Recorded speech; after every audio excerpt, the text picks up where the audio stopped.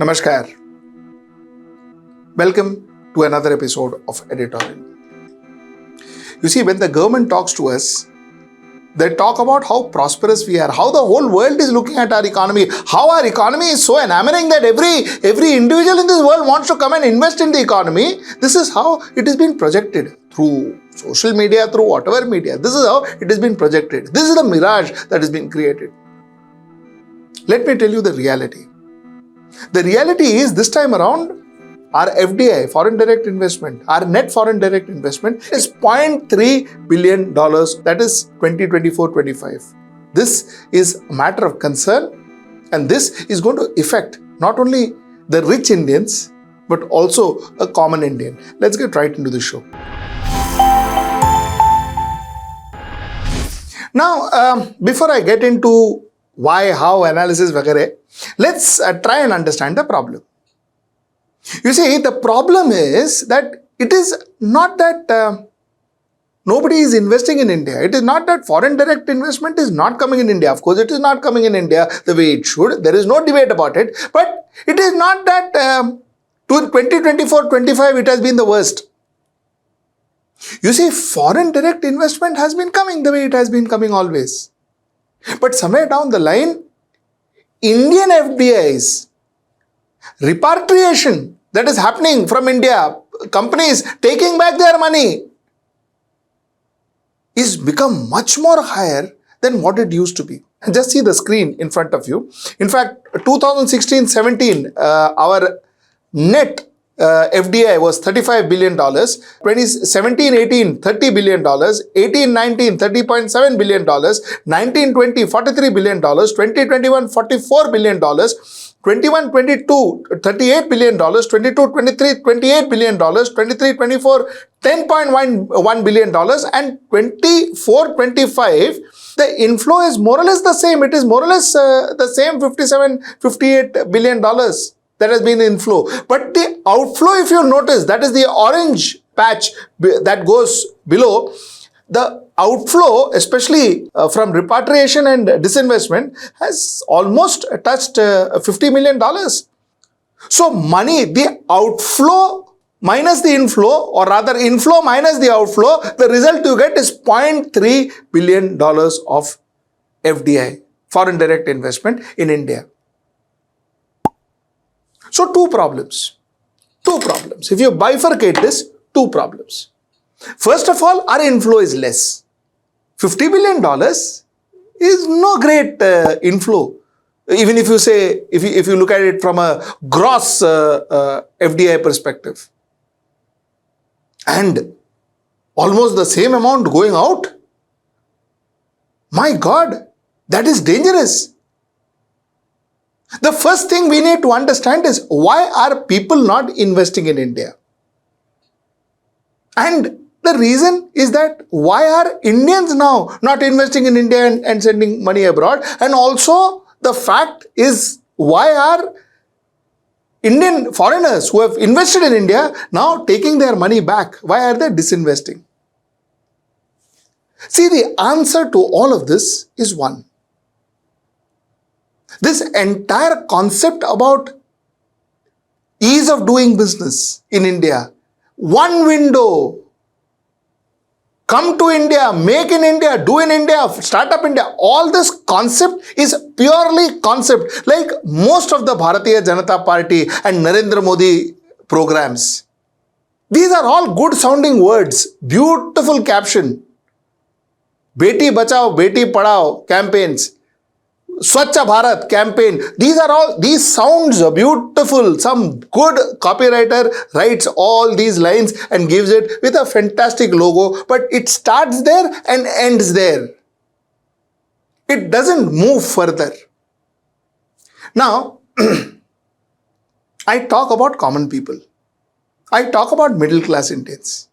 And I'm going to continue talking about middle class Indians. While there is a notion that FDI is something that is always bought by government efforts and by huge businessmen, which these huge, large businessmen who the government is quite supportive of. It is a myth. While one doesn't deny that the government puts in effort to get FDI, while one doesn't deny the government helps or government supports, or there are big businessmen who gets FDI for India. But a lot of FDI are got by common people like you and me. Common businessman who goes out across the globe, hustles, gets investment for their particular chota company, gets foreign investments and builds their company. A lot of small and medium-sized companies has done it. Get foreign investment. Use their talent, use their exceptional talent. Attract foreign investment, get it to India and start businesses in India. They have done it. But the fact is, as always and every time, the government has no support system for these small and medium-sized industries. And I'm going to specifically talk about small and medium-sized industries today. Big companies, they have their own ways to get things done. So I'm not bothered about those companies. I'm talking about small and medium-sized companies. You see, today I am scared of getting foreign investments. I'm scared to getting foreign investment is because if I get foreign investment, then I have a huge amount of compliance with RBI. I have to fill all those compliance, for which I have to hire lawyers worth lakhs of rupees. That's the first thing I have to do. I'm a small and medium business, mind you. Because if I don't have a good lawyer, I will be damned tomorrow. So I need a fantastic lawyer who will charge me a fantastic fee to get that RBI certification cleared. And RBI certification, RBI compliance, I think it's prejudiced. Because RBI, before even looking at me, they believe that I am a thief. I think it's my opinion. I think the way RBI has designed their forms and their qualifiers as if that the person who is applying for FDI is a thief. They already presumed that I'm going to violate FEMA regulations or I'm going to do PMLA. They already assumed that. And that is how I fill my forms. If Mrs. Nirmala Sitharaman, who once mentioned that, it's very frustrating. What is holding the investors back is what Nirmala Sitharaman said when she was responding to a question at a think tank event about what's holding India back. She says that going by the textbook, every economic activities are good and robust and dynamic. Money flows. There's a normal textbook assumption. I want to ask, where are the investable funds? Where are the investors? What are they looking? What are they holding back? Ma'am, this is what is holding them back. This is what is holding them back, because you look at investment from a Adani, Ambani and huge company perspective. Look at investment from an MSME perspective. That small businessman tries to hustle all over the world, tries to sell his talent all over the world, to offer what he has all over the world, try to get money organized in India and try to build a life for himself. Because there, with foreign direct investment, he gets it at a lesser interest. He gets the money he desires.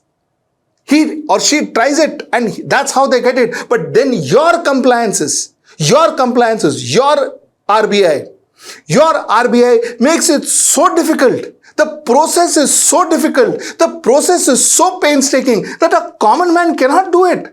Unless and until he already has 40-50 lakhs which he can invest in lawyers and consultants who will consult him and help him to get that foreign direct investments. Have you ever thought about that? Have you ever done a research about that? Have you ever done a survey? Have you ever done an experience study? Please try and do an experience study, madam. That is exactly how you get to know where the problems are. You can't sit in an ivory tower and then assume that everything is going fine, everything is going according to the textbook. Because the textbook is what you wrote. That may not be relevant to the person on ground. And that is not. Stage 1 is your RBI. Stage 2 is, there's another body called the ED, the Enforcement Directorate, which people are scared of. It is like Gestapo. People are scared of the sheer word ED. These are our organizations. These are our investigative bodies. These are supposed to be bodies that are helping us to have a better, cleaner and safer life. The name ED sends shivers down people's spine. Believe me, You know why? Because end of the day, ED is like that constable, that traffic constable, who hides behind the tree, waiting for you to jump that signal. And once you jump that signal, he comes from nowhere, catches you and finds you. Because there is no provision in our country where I could go to an ED office and I could say that, listen, this is my document, this is my offer, this is my investment that I am going to get, this is my offer, this is what I am going to provide to them, this is what they are going to provide to me, this is the money they are going to give me, is it all okay? And ED telling me, okay, these are the problems, you please solve these problems and then get your deal done. And then once I get the stamp from ED, I get an okay stamp from ED, then I go home happy saying that now at least I will not fall into any trouble with ED. Is there a provision you made, madam? Shouldn't there be a provision for common people? Because a lot of so-called crimes that you hear and you see on televisions are not necessarily crimes. A lot of them are act done out of lack of understanding, lack of knowledge, and lack of sheer good consultants. Of course, lack of knowledge is not seen as an exemption for law. I understand that, but the fact remains, at the end of the day, the reality is so. I didn't know, so I did it. Nobody told me when I was doing it that I was doing something wrong, because my consultant didn't tell me. I didn't hire the world's best consultant or India's best consultant, pay him in crores. I didn't do that. Therefore, I got into trouble. And now, after all of this, even everything is done, when the money is come to me, boom, ED appears, raids appear. I'm back. I'm going behind bars. You tell me, how are you going to make people feel comfortable?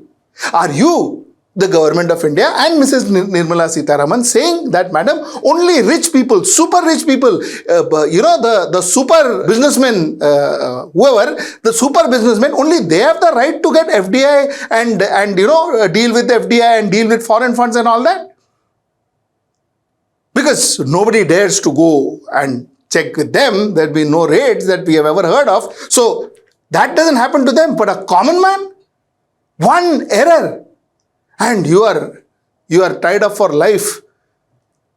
Tied up for life, writing to RBI and facing the enforcement directorate. Nightmares. People die, get into depression. Businessmen have committed suicide. And you're still asking, I don't understand where the reason is, which is what is surprising me. Ask a common man what the reason is. That common man, madam, at times, you should talk to common people, common human beings, common people in India, MSMEs who nobody bothers about, middle class who nobody bothers about. Your government definitely doesn't. Talk to those people and then maybe you will get a solution. And I'm telling you this genuinely. This is a very constructive criticism that I offer you, madam. Because this is reality. People are scared to go and take FDI. People are scared to make money in India. People are scared to be wealth creators in India. Because unless and until you are influential and you are super big, creating a wealth is dangerous. Nothing less than dangerous in India. Some compliance or another you get stuck in. Some cases or another you get stuck in. That's end of story for you. That's end of peace for you. This is reality. This is a fact. And that is why most of the other countries are having a better inflow and outflow as far as FDI is concerned than we have. Though, like you rightly said, in paper, our economy is doing phenomenally well. But then that's paper.